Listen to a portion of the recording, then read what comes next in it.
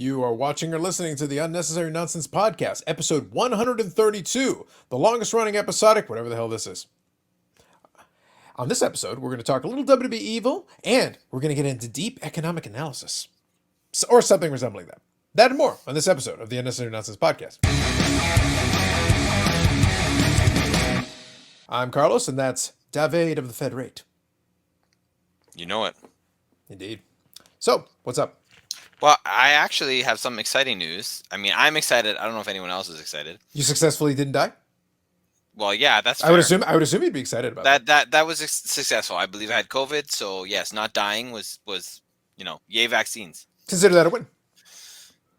Next win, I am going to see Mick Foley, of all people, on June 1st, which I'm actually super stoked about. I got the VIP package for that. What is the context in which you are going to see him? So it's his like traveling show that he does. So it's like Okay. kind of like it's kind of a combination. Like there's a opening act, which is like stand-up comedian, and then he comes out, and I guess he does a little. Basically, it's like telling stories from his career, with a comedic bent, if you will. Right, and then everybody gets in line at the end, hits him in the head with a chair. Exactly. Actually, in this case, they do it before the show. Well, couldn't hurt. Like I just want to make sure you get the full Mick Foley experience. We're actually all taking part in an I Quit match. It's us versus Mick Foley. I like it. So yeah, I'm looking forward to that, and I've got the picture drawn for the autograph. So Okay. excited for that. Otherwise, soccer season wrapped up at the school this week, which is good. So there's a little more free time coming up my way, and otherwise looking forward to hopefully continuing nice weather. It was all of a sudden it was weird because we had shit weather, and all of a sudden it's like boom, it's actually spring and it's nice, and it's like where did that come? It felt like everything just kind of bloomed in a day, and all of a sudden No, everything. basically, I watched the switch flip. It was very entertaining. I was just like, huh. That's pretty much what happened. That's what it felt like. Yeah, because I was wearing I had my light sweater that I wear. I got some long sleeve sweaters that I wear, and it's fine for me when it's like that because it was like in the teens, not too crazy, not too hot, not too cold. It was kind of in between. I'd wear my light jacket or something, and then all of a sudden it was like 20 and change. Okay then, sure, great. Yeah. Usual Canadian standard, fair enough. Pretty much, exactly. It's like, can we get more Canadian? Yes, we can. Nice. All right. Cool. How about you, Carlos? How are you doing? Just getting through work. Got some vacation time coming up. We'll talk a little bit during the next segment about it, or the one of the next upcoming segments. But yeah, just kind of starting to do a little late spring cleaning and preparing for the expo, and kind of working on some of that. So I'm kind of I've been in the market consistently, but I'm also kind of looking at the current situation and keeping an eye on some stuff to see what I kind of want to do because I have projects and things that I'm working on. So we'll keep an eye on that stuff. Nice. All right. So, Carlos, I would like to submit this thesis that there is something out there that WWE actually does well. And that is, I feel like WWE Studios can put together some good stuff. Like they make a good documentary. Well, I think WB Studios has been good at that for a while. They are good at documentaries. Now, whether the documentary is giving valid information is a different conversation, or whether there's a little bit of WWE spin on it is a different I think conversation. there's always a WWE spin on it. Yes, I'll give you the actually. So let's get into this, all right? Because there's a couple things about it, but I'll give you the rest. The question I want to ask you in a second. But there's 8 episodes. Okay. So I want to ask you about who you think the 8 episodes are about. But I'll tell you about the first one because there's something hilarious in this. But so basically, it's all about heels. Yeah. Right? I know Orton's one of them, and I know Roman Reigns is one of them. Okay. So the first episode is about Hulk Hogan and like his turn to Hollywood Hogan, the NWO. Yep. Okay. Which is a solid episode, and they interview like key people, like Bischoff's interviewed, and but literally, it's like feels to me sometimes watching it's like, is the WWE taking credit for the NWO? Because that's kind of what it feels like here. No, WWE has literally taken credit for anything that has ever happened in wrestling, even if it predates the WWE. Somehow the WWE was involved. Just to be clear. And also it also felt like they're marketing it as this is the first time in history that there's been a heel turn like this, and it's like, well, not really.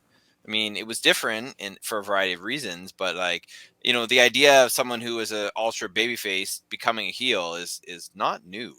No, it's not new, but I will say given that he had been an ultra babyface for so long and so prominently and so many big shows, the level at which he had attained, especially at his apex, because by that point Hogan was a household name. When people talked about wrestling, Hogan was, the name they used at that stage. So he had that kind of cachet.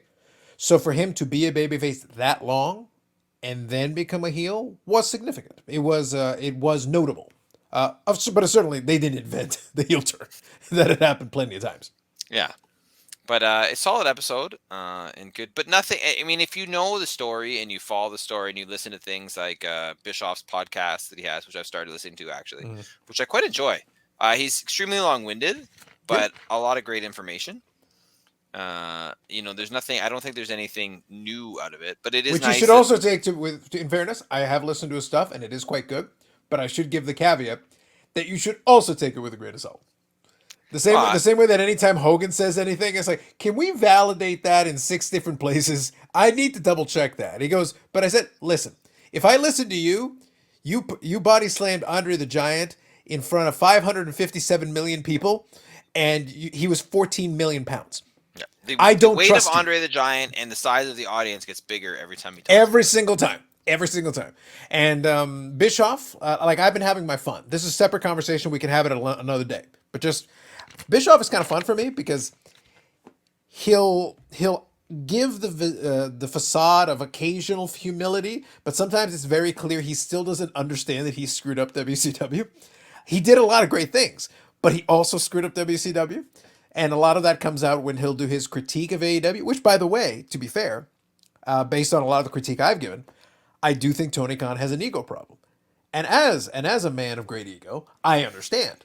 But at the same time, it's like, you gotta have a little bit of self-reflection in there somewhere. Bischoff, all these years later, still he looks in the mirror, but the mirror is like smeared with like motor oil or something on it. Like it's obstructed. He's not actually seeing the picture properly. I think he forgets conveniently his role in the decline of the company. There were forces beyond his control, but he contributed and he helped get them to that position. There's a really good chance, I don't remember the exact figures, but there's a really good chance that by the time WCW was done, as much money as they had made, they had lost it all and more. So it's very entertaining that I was like, yes, you built the company and made it huge. You also signed a lot of the contracts that eventually became albatrosses that doomed it financially. You signed those contracts. You can't just blame Vince. You can blame Vince Russo for crappy creative, but you can't blame him for horrible albatross contracts that you signed. Same. To be fair, I think he blames more the network. But the network was what killed it. But the company itself was saddled with these contracts that if anybody else was interested, they were going to only consider it under the idea that they could get TV. That was the number one thing. But number two, even if they could get TV, they're like, yeah, you're keeping those contracts. That's basically what the deal was. WWE finally, when they bought the library and the name and brands and trademarks, they were like, yeah, we'll take some of these folks, but for the rest of them, you're paying them to the duration of the end of the contract. We're not taking that contract. It's not that they didn't want those people, by the way. They would have taken Hogan, Goldberg, Kevin Nash, sure. They would have taken them sooner, right away, right after it was done. It would have been great for an invasion angle right away. They didn't have them because they were getting paid ridiculous amounts of money that WWE didn't want to take in. Because the second they bring them in, now it's your contract. Now you got to pay. Now you got to pay the thing. Yep. And that's the reason the invasion angle was neutered compared to what it could have been. Because it's like, well, how much is Kevin Nash getting paid? How much is Hogan getting paid? How much is Goldberg getting paid? Yeah. And they pay them, Time Warner paid them all to sit at home. Mm-hmm. And those were Bischoff contracts, the whole lot of them. Yeah. So they were a factor. I'm just saying, financially they were a factor, and they made the company less attractive potentially to a potential buyer. So it limited the options. Which who knows what would have happened if somebody had been in a position to take a stab at it with more manageable contract situation. Who knows? Yeah. All right. So we've got 3 episodes you mentioned. So that was the one, right? The other one was the Randy Orton one, which I thought was quite good. And dives into a lot of like the psyche. I think that one more than any other episode really dives into the psyche of it and his psyche and how he's used sort of like personal traumas in creating the character. Yeah. Well, Orton has been peeled probably one of the guys who's been the heel the longest. And his work as a heel has been consistently pretty good. he's usually really good as being a heel. So he would probably have a ton of insight because he's had a lot of time to think about it, and he's had a lot of good people that have helped with elements of it along the way. Yeah. And then the Roman Reigns ones, which is the last one. I Mm-hmm. haven't finished it yet. Yep. I have about a half an hour left, but Sure. it's pretty good. And then, it's got all the people in it that you would want to be interviewed. So that's 3 of 8. Mm-hmm. Care to take a guess of the best heel? I mean, they don't ever market it as the greatest heels of all time. But if you were making a show called WWE Evil about heels in the business, who are the other 5 you're going to add to this? And let's see how many of them are actually on that list, Carlos. Greatest heels. Did they include Kane? Yeah, they did an Undertaker Kane episode. Okay, so they link the two. Yeah, that makes sense. Greatest heels. I would have put $1 Million Man myself. Yeah, they did not do a $1 Million Man one. That's a miss. I thought so too. I agree. I guess I was like, you know what? Like, considering he really should have been on there. Yeah. JBL had a really good run as heel. Not on it. Okay, that would have been a good one too because he did a good job with that one. He kind of reinvented himself. That was his main event run. That's when he made a run when he came in as heel. He wouldn't be on it. One that also is an omission for sure. That would have been a good one, but obviously they would not be on terms to do it. A CM Punk heel one would have been good because he was an excellent heel as well. Yeah. But obviously they're not going to do any business together. If he wasn't on the outs, Ric Flair would have been a good one. Ric Flair was one of them. Oh, so they did get it. So maybe they recorded it before the So before they did a Ric Flair one. Okay. Which was also good. I mean, again, I don't think it really added a ton. No. If you've seen the other some of the other like the 30 for 30 or things like that, it didn't really add anything to it. In fairness, though, Ric Flair's heel character is very straightforward. Like it's just very arrogant, kind of paranoid and psychotic, and like it's not. Oh, let's put it this way: Ric Flair's heel work doesn't have layers. It's pretty straightforward. You kind of get the idea very quickly. For sure. But obviously he's had a great run doing it. Okay, so how many is that so far? Okay, so we have 3 left. Okay. Heel. And anytime you just want me to tell you what they are, I will also do that. Yeah, I could take a little time to think one of about your personal favorites in jest is on there. Ready? Good. The Miz. Oh, of course. Yeah, sure. Right? The vanilla toast heel. The vanilla toast heel.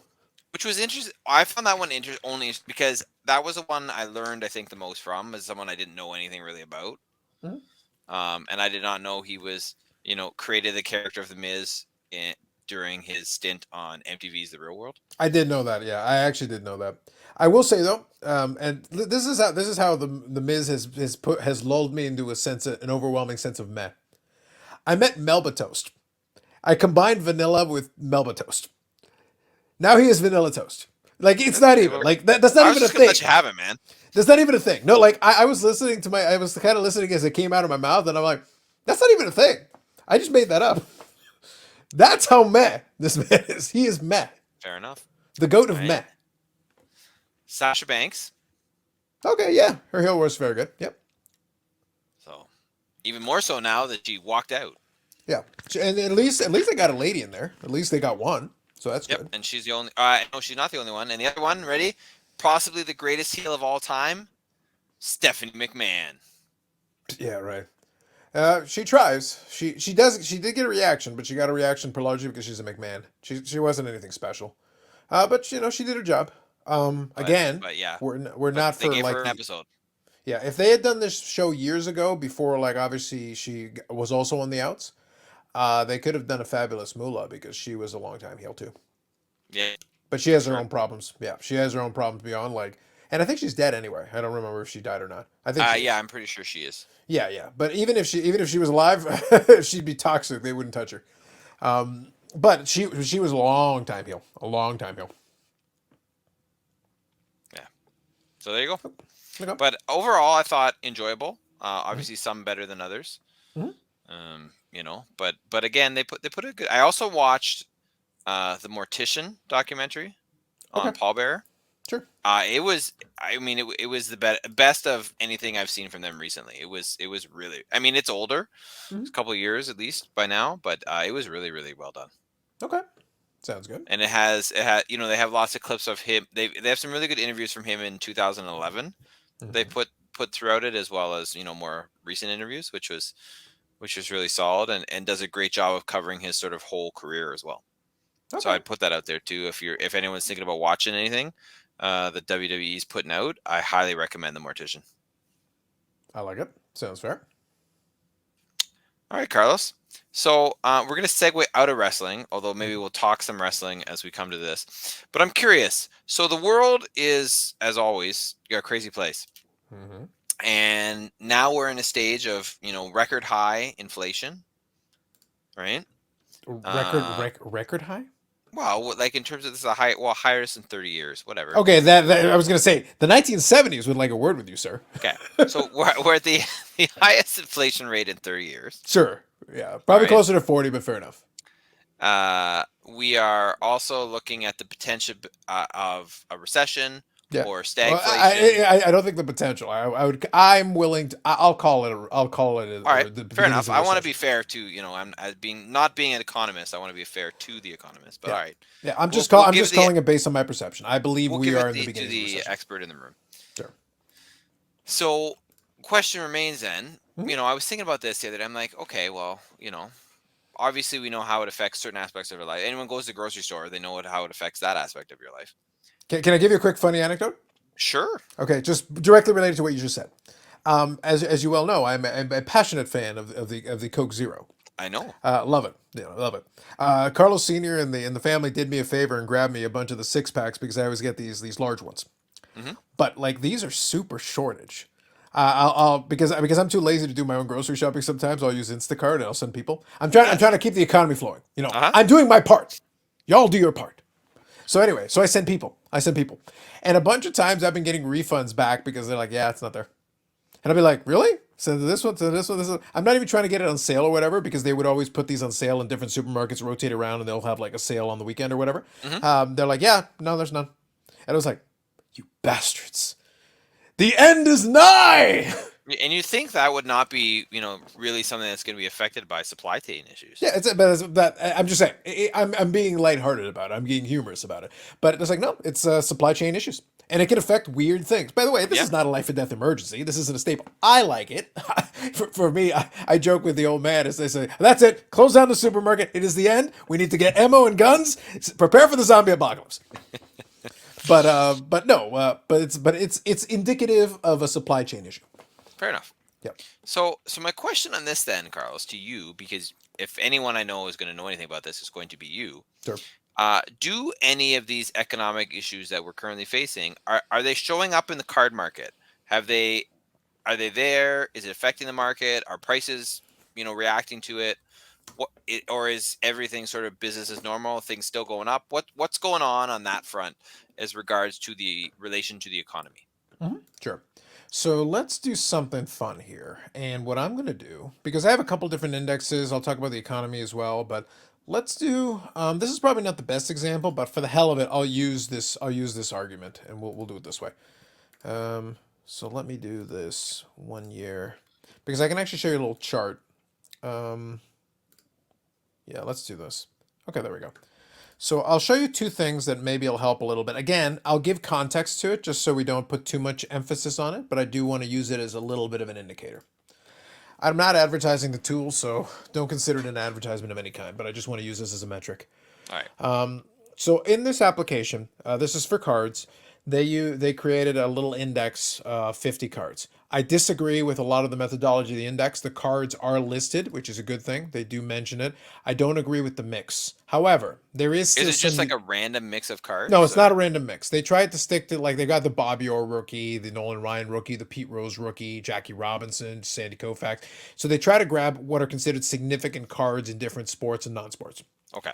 But anything where you're putting an index of 50 cards, you could argue what should or shouldn't be there. You got a Lemieux rookie and a couple. You're gonna have a Gretzky rookie in there, John Elway, Willie Mays. Like, Okay. okay, great. But anyway, so again, bear in mind that I have critiques of a lot of this. All However, right. it'll still give you a general breakdown because you got new, you got vintage, you got modern, a combination there. So this index, what it does is it tracks over time. So this is beginning of 2020. This is right now about 2 All years right. ago. So we're looking at a graph here. Yeah, in this graph where I've highlighted right now, and we'll have to describe it obviously for audio purposes. But anyway, so basically in 2020, we basically are using that as a baseline for Okay. this because I'm looking at a 2-year window here. Right. So based on that baseline, as you go along, what this tells you, it doesn't matter because if you go longer, you'll see that it's gone up over time. By the way, we're still higher than pre-pandemic, just to be clear on this, just so we're all clear. But obviously, we had a gigantic run up prior and then leading into 2021. And then right now, the apex was around March of 2021 on a lot of this stuff. Okay. Now, at that point, at that apex, for these items that are being selected from this little basket, so think of it like your a basket of assets, whatever you want to use as a metric. Mm-hmm. So in this basket, the index was at 7,000. 1,000 is the original baseline, depending on how far back you go. It had gone up already quite a bit. 2021 is the absolute apex. It went from 7,000 to 33,000. Jeez. So even though things were already running up, it had gone up almost another 5 times. Okay? Huge. That's huge. That's just to give you context, okay? And it was already higher than it had ever been. We were already coming off huge highs. Okay? Right. And it still exploded within under a year, another 5x. Okay? Mm-hmm. Obviously, from there, we're on down. We have a precipitous fall down.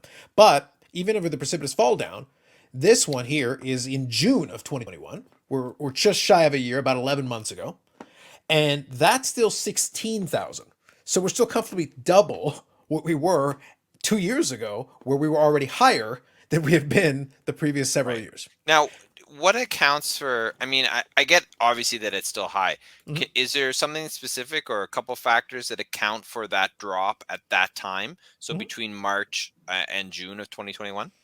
So basically, if you think of March 2021, part of it was March of 2021 was right around the time of, I'm just trying to think if I'm getting the time exactly right. I believe March of 2021 was right around the time that I think PSA had to shut down its grading.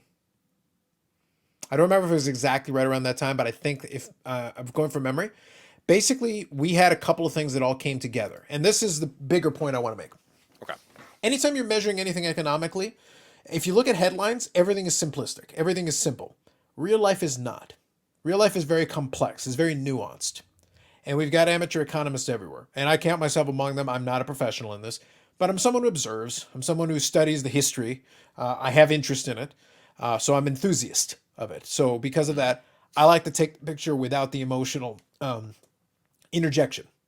So because of that, I just want to know what is. I don't care how you feel about it. How you feel about it is relevant because it'll impact what you do. But if you actually want the reality, you got to actually look at what it is.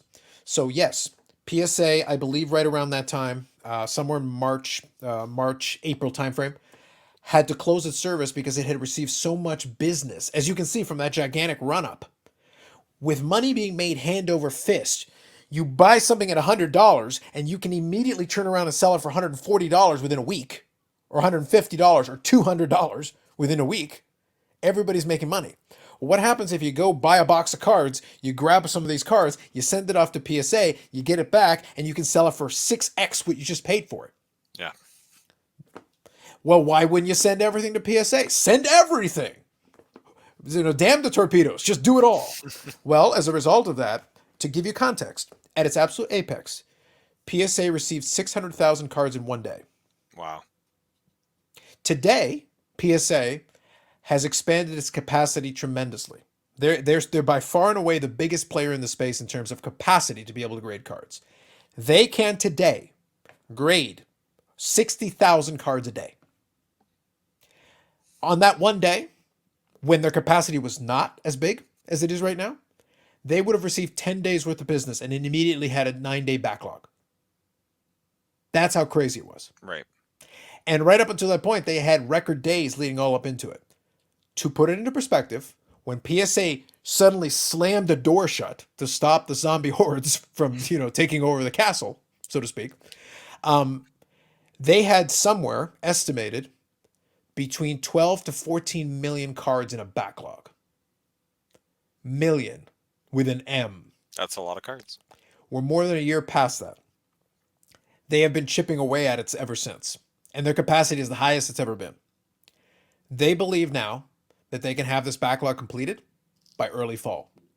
They are under 4 million cards remaining on that backlog. Which They is still took the crazy. way. It's still crazy to think they have that many cards to go Yeah, through. but think about that. And the majority, they've done an analysis. The majority of the remaining cards in that backlog were submitted in March of 2021. They are now digging into the pile that came in on March 2021 before they slammed the door shut. That's crazy. Over How a many of year those later. cards belong to Carlos Alcazar? None. To put it into context, actually, it's very funny because a buddy of mine, and I can tell you a little more about it offline, but a buddy of mine is a big bulk submitter with it. And I've mentioned him on my channel and stuff, and he comes on and we chat. He was actually on Friday night, and we were chatting. They run the PSA Canada thing. So they do that. They're the biggest bulk submitter we have in Canada. And the Canadian backlog was done 9 months ago. But we were also a lot more responsible in terms of what we sent. We didn't send everything out of ridiculousness. We also didn't send nearly as much. But more importantly, when things looked like they were really starting to slow down, they utilized a little bit of common sense. And they said, hey, you know what? Things are really slowing down. Maybe you want to either send a little bit less or maybe be really deliberate about what you send. So some people said, okay, let's take a wait and see approach. So their submissions slowed down before that door slammed shut, whereas in the American side and everything else, 600,000 one day. Yeah. So what does that tell you? Yeah. Exactly. Yeah, our backlog has been gone forever. We haven't had a backlog in forever. The last time I sent it in, they went, boom, turned it around in about 5 weeks. Now, the pricing hasn't come back down to the previous level, but the expectation is that as the backlog inches closer to completion over the next couple of months, it would not be unusual because we got the national coming up at the end of July. So it wouldn't be shocking if by that point the backlog's maybe under 2 million cards and they're tracking towards that fall timeframe. I wouldn't be shocked if another price level comes to at a lower price point and becomes available for folks, which will make certain things easier to submit. But we're getting that at directly the same time that also people are concerned about economic factors. So liquidity may not be available. They may not want to send as much stuff anyway. So you got two different factors. Yes, the price is coming down, but at the same time, the amount of disposable income some people are going to be playing with is also going down. So that's to give you context. Right. Does that help answer a little bit of the card market situation? I think so. But on the individual prices of cards themselves, some of them have collapsed compared to the high. I can actually give you one. I can give you a good one. That maybe will be a good illustration of this. All right. So yeah, let me grab this one here. Let's use our good old buddy LeBron James. All right. Basketball market was one of the hottest markets. Yes, okay? Absolutely. So we'll use this one for context. This will be a good example. Again, this is not every card, but it's a good example of what happens when one absolutely explodes and then what happens afterwards. Right. When you get that kind of situation. How would you describe that chart? It explodes and then steadily goes down.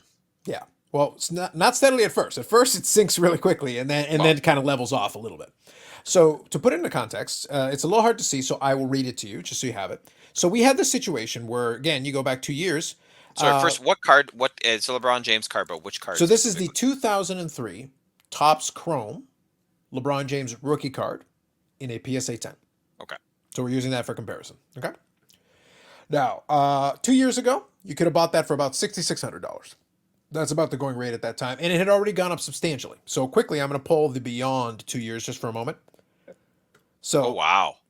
Now, this is 2019. It was under 2,000, and if I go back to early in 2019, you could have had it at about $1,000. So you can see, like, now the peak becomes even more dramatic. It really, when you look at it this way, it's like basically a straight line, and all of a sudden it goes up quite a bit and then shoots up exponentially. Almost. This was a conversation I had on the live stream yesterday. People do not because people are looking at the shorter window and they're going like, oh my God, the price has collapsed. And I'm like, let's discuss that for a minute. So anyway, I wanted to give you that broader context. Okay. Does that help visualize it? Absolutely. That was really good. So that means that in a year, it had gone up 5 times already leading into 2 years ago. Right. 5 times in under a year. 5x. Okay. Mm-hmm. So it's at $5,000 or $6,000 or whatever. Okay. Absolute apex. This is in February 2021. So February, March timeframe. Yep. Okay. Right around the same time period I'm talking about. Yep. magically. At its absolute peak, apex number, it was $43,100. Which is insane. So that based on sorry, let's just Go ahead. clarify this. But based on this chart and this fact you give me, that $43,000 figure, Mhm. the card was actually sold for that amount, not Multiple listed times. but sold. Multiple times. Yeah. Okay. Yep. At that point, it was over 40. It was trading over $40,000. Today, this card will trade you at about $8,000. Now, to be clear, that is still higher than exactly 2 years ago, and that is 8 times higher than early 2019.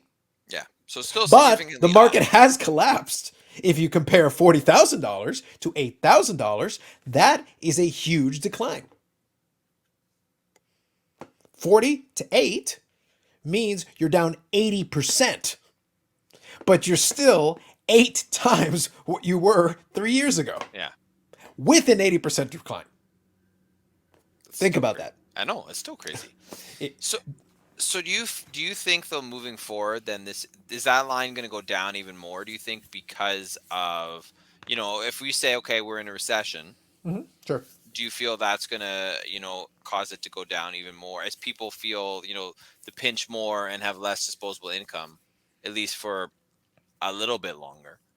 So this is where it gets tricky. So let's kind of talk about this, and feel free to ask any questions you have while I talk through this piece.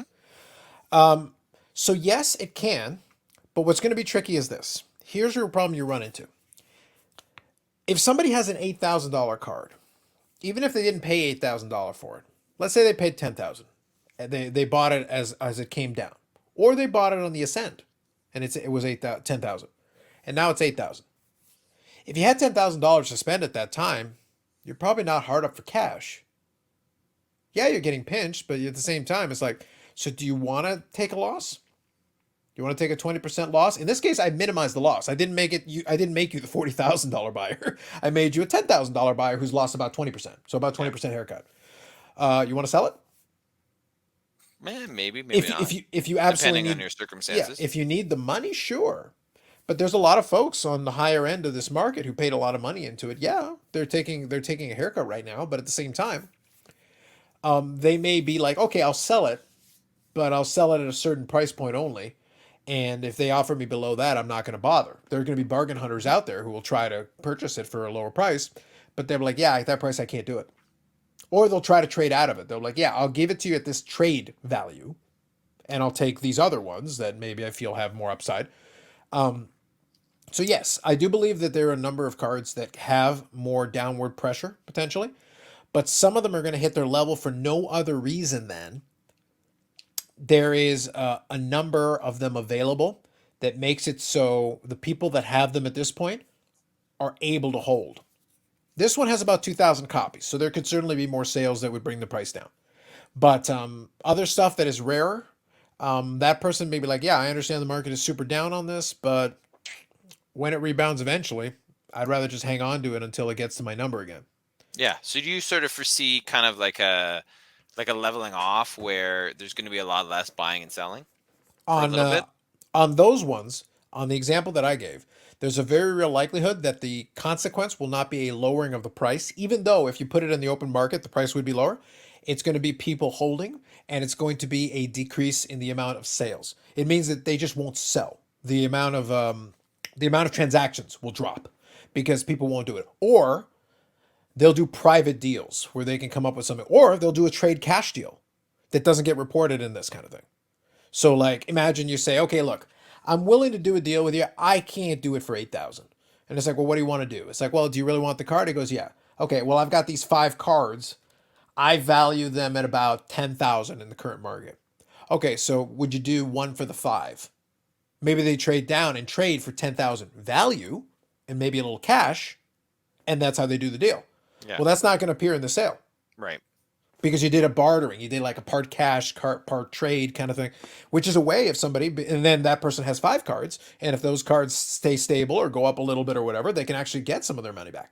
Hmm. So people who are able to be flexible suddenly get real creative. All of a sudden, it's like, all right, let's work out some kind of a deal. Let's figure it out. Yeah. It's just a matter of who wants what. Now, for those kind of things, it's a buyer's market.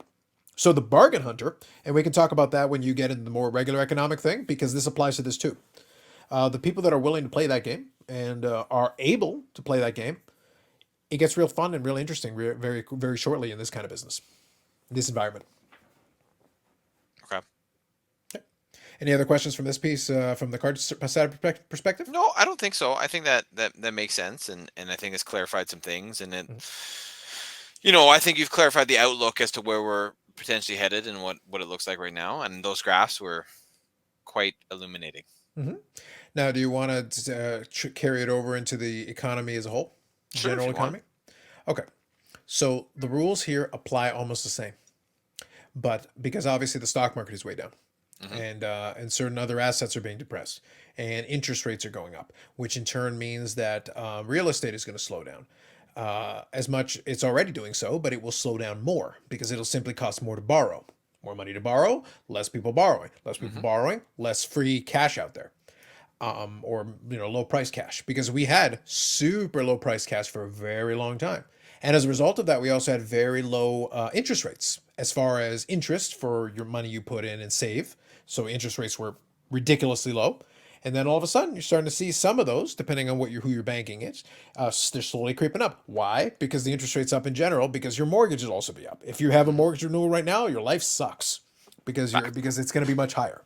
So those are all going to play into less disposable income. It's going to play into all those different kind of fun things. But the reality is, and this applies to the stock market, it applies to crypto, it applies to a variety of different things. And I'll use a crypto chart since we like our charts. Let me use a crypto chart just for Yes, fun. we do, because crypto's taking a hit too. Absolutely. And I want to give a little context to that as well. We'll have a little fun with it. All right, so here's the Ethereum price chart. Good old Ethereum. This is the last 6 months. Strictly just the last 6 months. It is down 53%. Significant. It is. What's funny though, if you go forever and you go long term, Yeah. it depends on your ability to look and understand the greater picture. Sometimes it's good to zoom out and look at the greater picture. Again, I'm not recommending anything. It is not my job to recommend this. Sorry. First of all, I will. So basically, the first chart Carlos shows is basically a downward trend For 53%, yeah. for 53%. For 6 months. For For 6 6 months. months. But then if where's this one begin? If you zoom out. So this one goes all the way to 2016. So this goes basically the last 6 years or so. Right? You do see that downward trend on the end for the 53%, but you also see a market increase from where it started in 2016. Yeah. In 2016, you could have bought one Ethereum, and I'm just using this as an example. Just as an example. You could have bought one Ethereum for $15. Today it is $2,534, and that's with a 53% decline. Yeah. And so what you have to, like so many things, right, with the market and economics, it depends when you get in.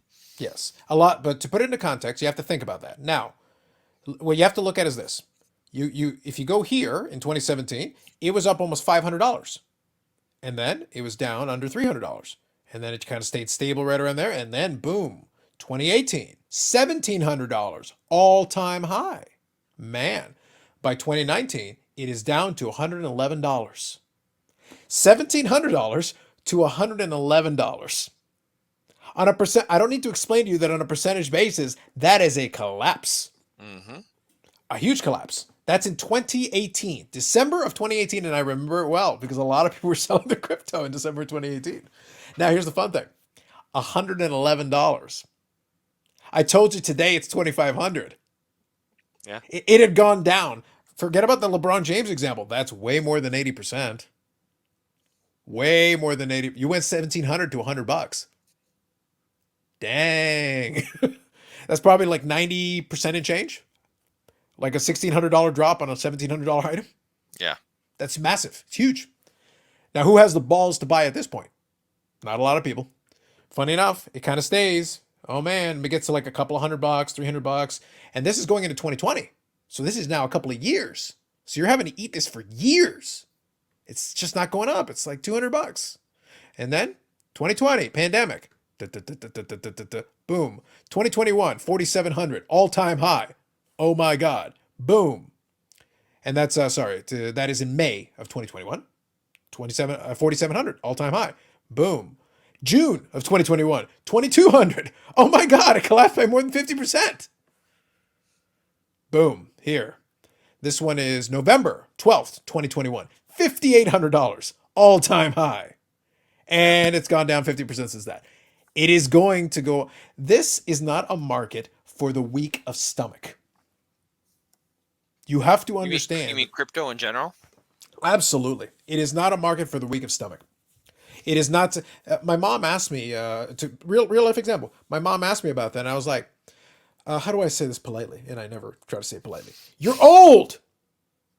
But what I meant specifically in this case, other than the opportunity that I relish to tell them they're old, but beyond that, I said, no, you're in a time of your life where your job is to basically sustain. Your goal here is to protect the assets, so to speak. Your goal here is to have your money available, the money you have made and the money you've saved and the money she still works. So the money you're all making, your goal here is to preserve. Mm-hmm. You are not in a position where you need to be seeking these massive gains. What the hell for? You don't need the money. The house is paid off. Like the majority of your expenses, you're fine and you're covered. And you actually make way more money than you guys use in your day-to-day life because you're still working full time at a decent job, making decent money. Yeah. And your expenses are a fraction of what they once were. Yeah. So if anything, right now your job is just to chill. And I put her more into the lines of GICs and really like safe items. Mm-hmm. Safety is what you're looking for. Preservation is what you're looking for. Wealth preservation. Yeah. That's the point in their life they're on. Somebody like me, I can afford to take more risk because in relative terms, what do I lose? Not a big deal. And I have a longer time horizon, so I don't have to worry about it. Yeah. But I'm not putting all my, to be clear, I'm not putting all my money into crypto. But am I purchasing some here and there as that price was coming down? Absolutely. So, and I just use that as an example. Same thing. Real story. When COVID initially started, when it first happened, at that time, all the banks got slammed Mm-hmm. immediately, right in the immediate aftermath. And at that point, I did give her some advice. I said, you should probably buy some stock in some of these banks. She's very risk averse. She didn't want to do it. I said, okay, fine. I didn't have a lot of cash lying around. So this is the lesson portion of it. I didn't have a lot of cash lying around, but I still purchased some. I purchased some stock in a couple of the banks that I have worked for, possibly, because I knew that they had already gotten lean prior to that. Funny enough, they had already kind of anticipated potential headwinds. They did not expect a global pandemic. That wasn't something they had planned for, but they had already, in general, felt like there were going to be some headwinds, and they said, okay, so let's get ourselves right so that all our departments and everything are staffed appropriately. Because if somebody's not doing something around here, let's figure that out. So they had already given some folks retirement packages and stuff months prior. That had already happened. So the department was already running lean, which is to say, that means nobody's going anywhere. Everybody that's here has a purpose. They're doing their job. They're just going to keep chugging along. So when the value of the stock went down by more than 50%, what did you think I thought? Time to buy. Time to buy. It is 2.5 times what I paid for it today. And I've been getting dividends every quarter since. Yeah. That is the opportunity. Well, I mean, banks are generally pretty good, like banks generally over time. Yes, is a good investment. But they're also good when you already understand that they're stable, that their assets. Because this isn't a 2008 situation where people are wondering what assets they have. This is something that was beyond their control. This is that it wasn't directly pertaining to the banks. And also, Canadian banks were generally better positioned for that than some American banks were. Correct. But now imagine that understanding this, you're presented with a 50% discount. That's unjustifiable. There is no justification for that rapid decline other than folks panicking. Yeah. And that's what happened. Fear became an opportunity for me to purchase those shares cheaper than they've been in longer than 2 years. It hasn't come back down to the price. So that is what awaits. And I use the more extreme example for folks because a lot of folks are very concerned and fearful, and I understand. But I tried to give them the analogy. Now let's talk about 2008 for a second. That was a massive decline. I used the example and somebody was able to pull up the number. Do you know how far down in price Bank of America fell at the absolute worst of the time that 2008 was happening? I don't know. I'm going to go with 85%. Well, I don't have the percentage of But let me just grab the stock price history just for a minute, just so we've got it. Let's take a look. Can I pull up the chart on this one? Yes, I can. Actually, this is a good one. So let's do that. Since I love my handy dandy charts tonight. So I'll point to you some stuff and I want you to describe it for me if you can, okay? All right. Okay, so I made the chart a little bigger just to make it easier to read. Okay? Okay. I will highlight the specific piece. I'll give you the number and then we'll talk about it. Okay? All right. So this is around 2006-ish. This is years prior. Bank of America was peaking right around $54 USD per share. Give or take. Okay? Okay. So now we've got a gigantic plunging line here. Mm-hmm. This is as things are starting to get a little concerning, and then we have basically our nadir. February 2009. Bank of America's shares are $3.79. Wow. That is comfortably a more than 90% decline. Later on, 2021, the shares are back over $50. Imagine if you buy shares at $3.79. And then later on, you're able to. And by the way, throughout the whole time, it did recover up here to about $20 a share. It came down a little bit again, under $10. So you could have bought here in 2012. And then over time, it just kind of rolled and kind of rolled and kind of rolled. And today it's about $50 a share. Yeah. Or 30, 35, whatever. But even if you just held it and it was 35, okay, fine, 10x. Still, yeah, exactly. Like, fine, only 10x. And by the way, this pays a dividend. So the dividend yield is about 2.5% a year. Yeah. So here's a question. It's 2009, February 2009. People are freaked out. How many shares do you think you can buy with $1,000? I would say a lot. Yeah, about 300 shares. 300 share. Yeah, which is okay. Significant. Yeah, that's worth about 10 grand today. Yeah. So, and then you would be getting dividends every quarter since 2009. You don't have to do a damn thing. Yeah. That's why I laugh. It's like, now I understand that is a risky thing. It is a scary thing, and I'm not giving financial advice. I'm not telling anybody to do a damn thing. Mm-hmm. All I'm saying is just to understand that history tells us that recessions, weird black swan events, all this kind of stuff. If you see something that is an opportunity and you were in a position to capitalize on it, there were people that became rich after 2008. Only because they were the ones who were willing to dive into that pool, not knowing exactly how much water was in it. Mm-hmm. And it turns out there was enough to swim. And everybody else stayed on the sidelines and watched, and the people that were in the pool got rich. Yeah. So, if you end up with a recession, which I believe we're in the process of getting into one, how long it's going to take? No idea. What the nadir of that one is going to be? Can't predict. What's the pricing going to be at that point? No clue. And that's just reality. Like, I can't tell you. I have no idea. And mind you, to be perfectly fair, to be perfectly blunt, if I had a working crystal ball that told me exactly what it is, I ain't telling y'all. You can ask me about it later on my yacht. Yeah, exactly. So if I have a working crystal ball, it's like you can ask me about it later on my yacht, my friends. That's how that would work. But hopefully that gives a little perspective, a little context. Is like I'm not telling anybody to do anything. If you want to sit on the sidelines, do that. If it makes you more comfortable, do that. If you want to pursue it, do your research. Be very careful what you do. You can also very easily make some big mistakes. I wouldn't throw everything into anything, regardless of what it is. I would move cautiously, but I also probably wouldn't stand still. My recommendation would be I would move, but I would move cautiously and deliberately and be very careful what you're doing, what you're planning on doing. Yeah. That makes sense? It makes perfect sense. So that's, like I said, history has taught us this. This has happened a bunch of different times. And it will happen again. If you live long enough, you'll see it a couple more times, so. Exactly. Well, that too, right? Like there's a cyclical nature to some of this stuff as well, right? Yep.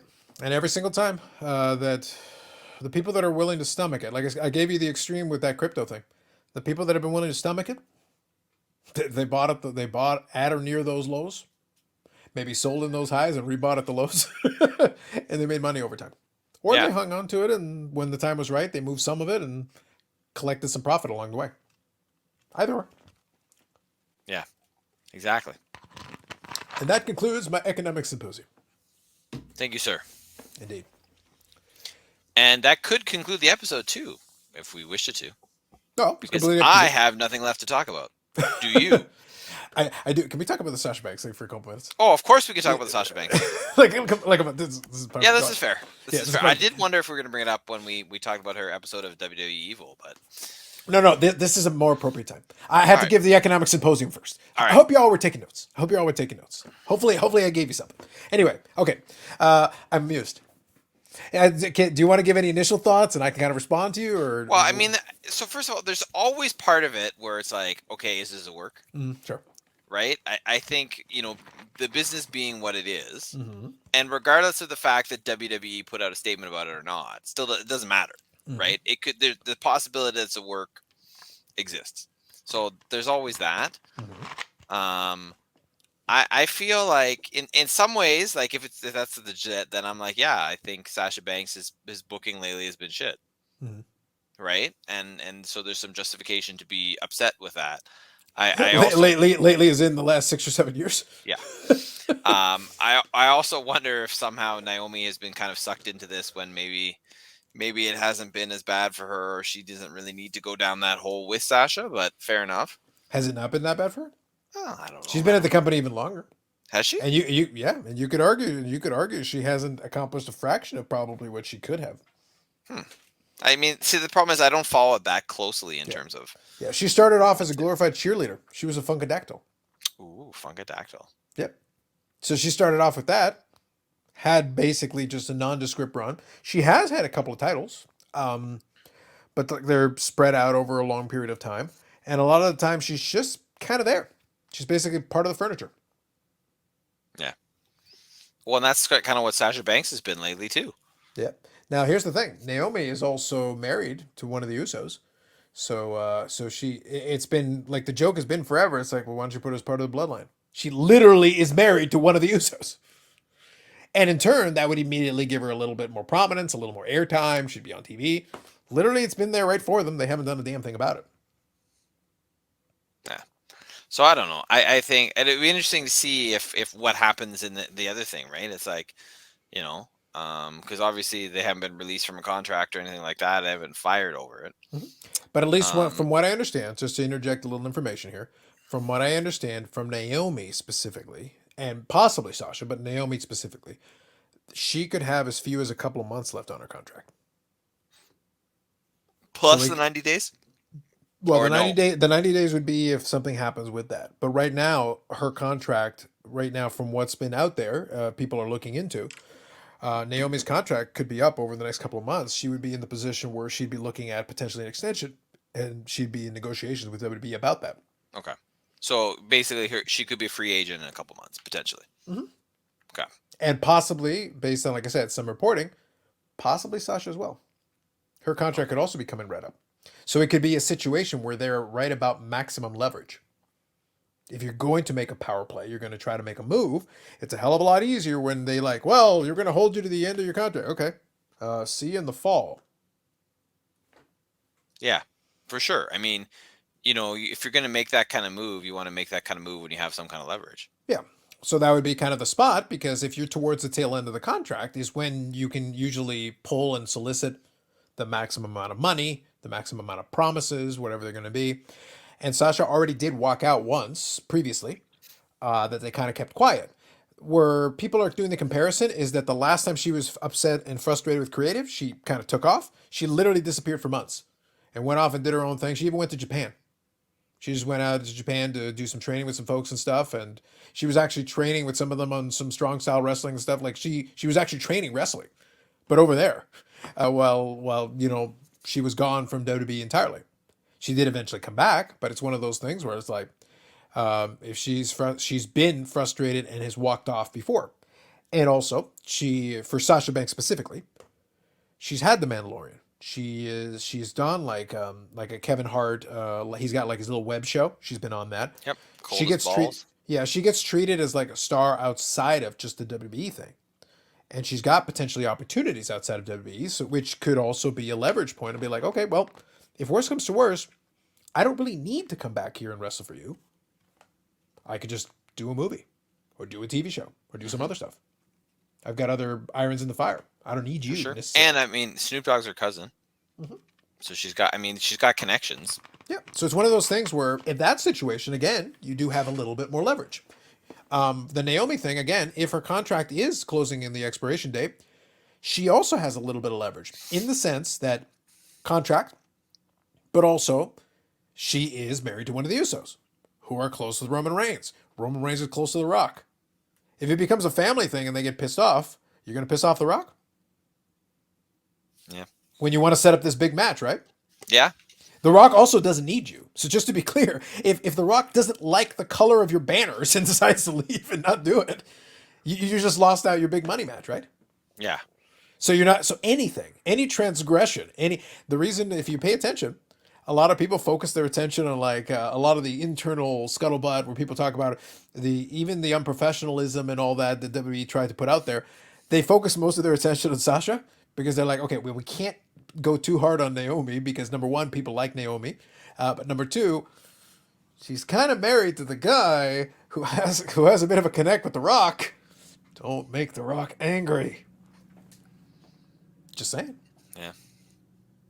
It's just Speaking of The interesting. Rock, do you hear they've got like an actual XFL has a TV deal now? Yes, I did. XFL 3.0 is it's trying to give us a little bit of entertainment. Although I still like the logo and stuff's so boring though this time around. That's black and white. That's so lame. Well, we'll see where it goes, but it's interesting that it looks like it actually will happen. Well, have you watched any of the USFL thing? Because that's been on. No. I watched a little bit of it. It's okay.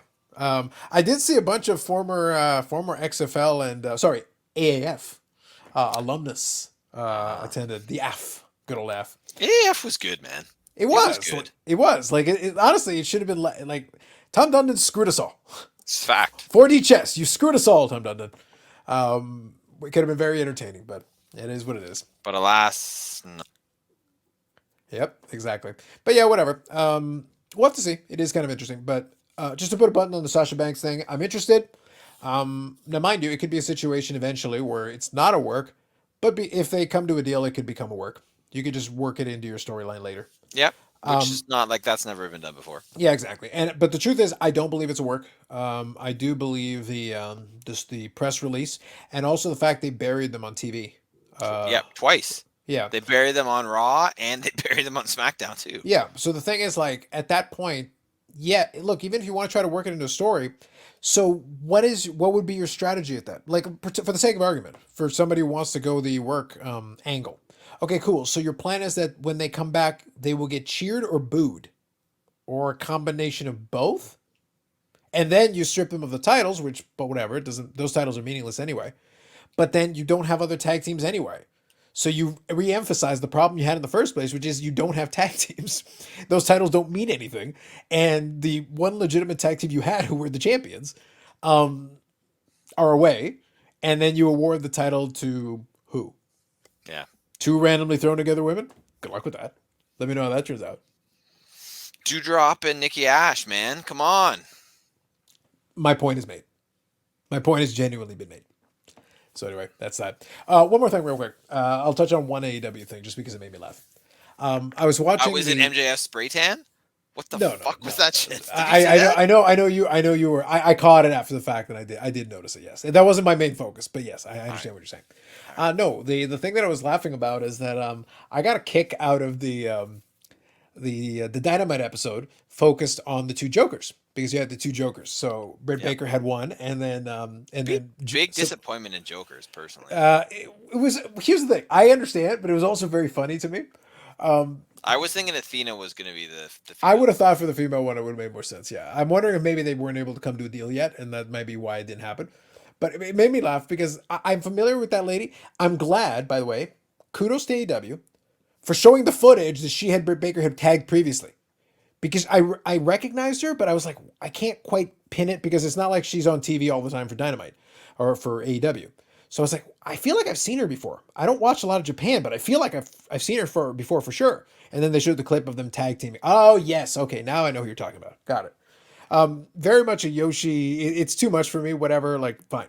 But she and Britt Baker did a good enough job. I don't. I'm not complaining too much with that. Johnny Elite though made me laugh. I legitimately just cackled. I was like, oh, Johnny Elite. Ha ha ha. Uh, See, I never thought he was that good ever. the thing with him is that he is athletic. He is extremely athletic. He's got a good look. Like he's still in amazing shape, tremendous shape. He looks like $1,000,000, but it's like he's always been missing something. I think it's that he kind of sucks at talking. He's just not a very good talker. But like he's got the star look. Like if you just look at him and also in ring, like he can go. He can do it. But yeah, he's always kind of missed something. He's one of those guys that actually is a borderline guy that you could make a main eventer under the right circumstances. But I almost feel like you have to give him a manager. I feel like he would be a guy who would really benefit from one who can accentuate what he does because he can perform in ring. He can show off some fancy moves. He's in amazing shape, and he looks like a champion. He looks like $1,000,000. But it was a fun match with Joe. But my thought process was less about is he a main event star for them or whatever. I was just like, but I feel like I've got other guys who can do this job that you would potentially do for them. Mm-hmm. Like I don't necessarily need. I have no issue with him being around and doing some stuff, but I feel like I can grab some other guys off the roster that can fulfill that role if that's the role we're looking for. Like you've already got guys on the roster that can do that. So I'm like, what specifically do we need you for? Yeah. So I'm like, okay, whatever. Maybe Tony Khan's a big fan of John Morrison from back in the day. I don't know. Maybe. Who knows? But like I said, whatever. They did it. Also, down. They did the slow motion thing when John Morrison does his pose. Completely misfired on when to do the slow motion. They did it too early. Oh yeah. Well, he does the arm thing, and that's when you're supposed to go to the slow motion because WWE used to do that exact thing with the thing in his posing. But it's like you started it too early, so like he's already in slow motion. He hasn't even raised his arm. It's like, no, what are you doing? Uh, They got to still work on some things. Yeah, the production still needs some work. Honestly, Tony Khan, I would spend some money on the production, folks. Like, we need to step up our game on the production just a smidge. For the most part, not inoffensive. Although I thought, considering recent shows, I actually thought it was a pretty good Dynamite this week. I think it was, yeah, Considering I think the past matches were few. decent. I think the crowd reaction was pretty good. I thought the crowd was solid for a lot of it. I will say carrying over, because it was in the same venue, I will say carrying over into the Rampage episode.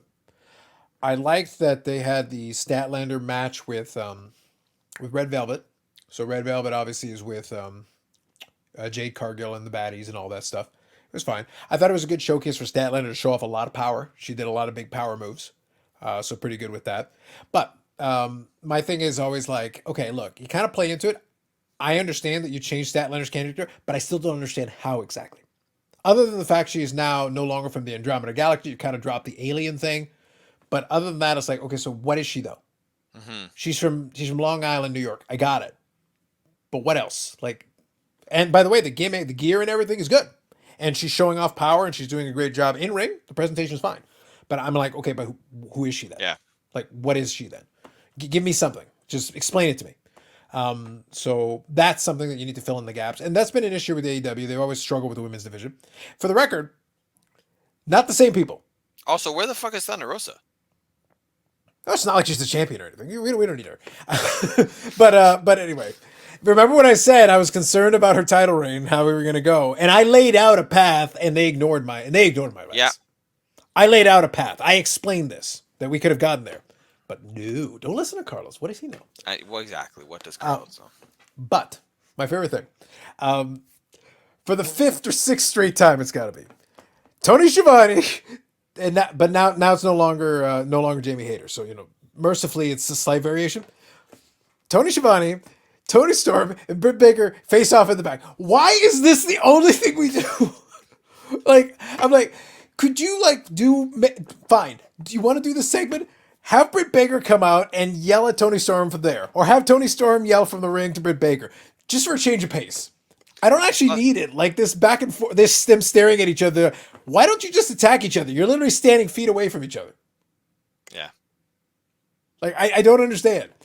At least the one time they said, oh yeah, it's like, Tony Khan said no contact before the match. It's like, cool, but okay, fine. At least say that then.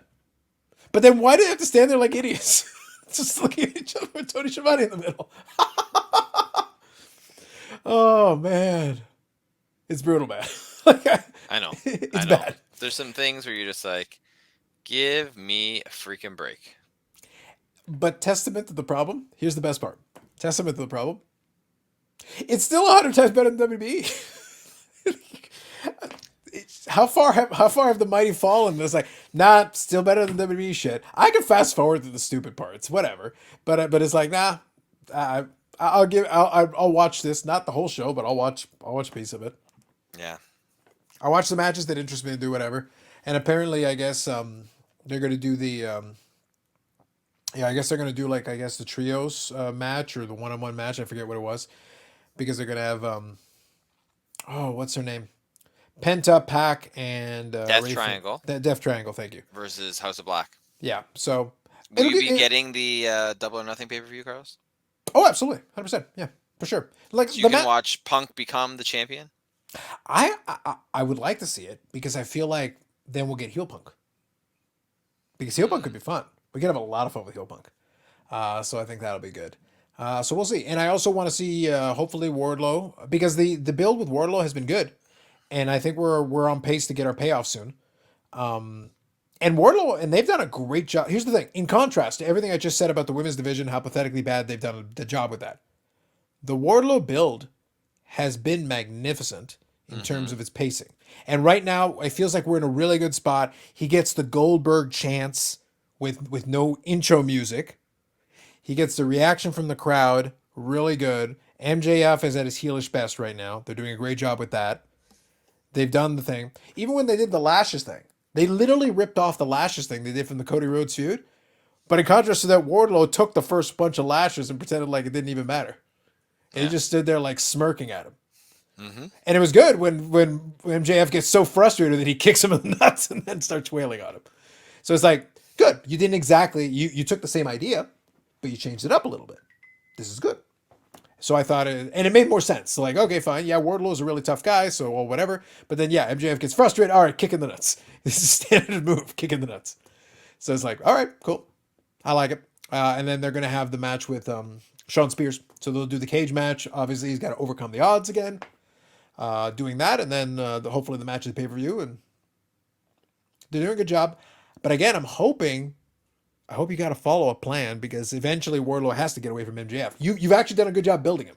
Now he's got to go do something else. Yeah, let's get the payoff, right? Yeah, but like we're going. We've done a good. They've made a star because Wardlow was not a star when we started this process. This is true. And now he is a star. Correct. So now you must use your star and find the next thing for him. So hopefully you've got your next plan because now you've got a star. You got one more. This is good. You built Darby Allin. Good. You built this guy. Good. And we've got now some folks. I need Miro back. I need him to finally defeat God, pin him 1, 2, 3 in the middle of the celestial ring, and get me back my freaking Miro. Yeah, man. I don't know because it's like Miro. I don't think Miro did anything wrong. Like no. They resigned. They resigned to an extension. He literally is getting paid more. He's gonna just sit on his ass at home right now. Yes, and fight God. Well, his wife posts racy pictures on our own website. What we're saying is that Miro literally has ascended. He goes, so you're going to pay me so that I can play video games at home and watch my wife pose provocatively in underwear. I accept your terms. Yeah, pretty much. It's like, I have won! It's like, hey, look, I give him his credit. Like, good job by you, sir. Good job by you. Good job by you. That's right. Deservedly so. Deservedly so. But I was like, can we get him back here so we can do freaking Haas fight already? Like, I got so many good Haas fights ready for this man. We are ready. Imagine Miro and Keith Lee. That'd be hilarious. That would be. I would love it. Yeah, it'd be fantastic. I'd be all right for that. Like, look, I can build you. Like, dude, we can have a Haas fight division now. Get him the Haas fight. Haas fight division. Yeah. Like, at this point, we have a Haas fight division. We do. It's like, why do you have another belt? Miro, Satnam Singh. To a lesser degree, yes. I just want to see your reaction on that one. To a lesser degree, yes. But yeah, you do. You got that. At least I will give it. At least Satnam Singh can move. Unlike the great Khali. Yes. Who I always wondered how did that man wrestle because he could barely walk. No, yeah, exactly. I do agree with this. This is a correct statement. That is fair. That is fair. But yeah, it's one of those things. But yeah, no, you can have a Haas fight division and it'd be hilarious. It's like, why do you have another belt? It's like, I need the Big Van Vader Memorial Championship. That's the Haas fight championship. Yes, Vader. See, we paid tribute. Only if they get some 400-pounder to do a moonsault. They might have one. Like there's a lot of real big guys. Keith Lee moonsault. Well, Keith Lee's probably pushing 400. Yeah, probably. He's got to be close, if not there. But yeah, they got enough guys to do that. Let's see if we can look that up right now. I want to see if I can find Keith Lee's weight. Yeah, and I assume it's oscillated because when he first came to AEW, he did need to lose some weight because he wasn't moving nearly as quickly as he usually does. But we'll have to see.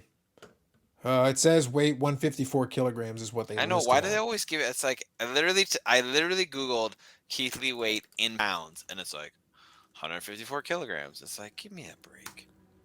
So it says 340, give or take about 340. Yeah. He's running higher than that. When he came in, he was running higher than that. But okay, fair enough. Whatever.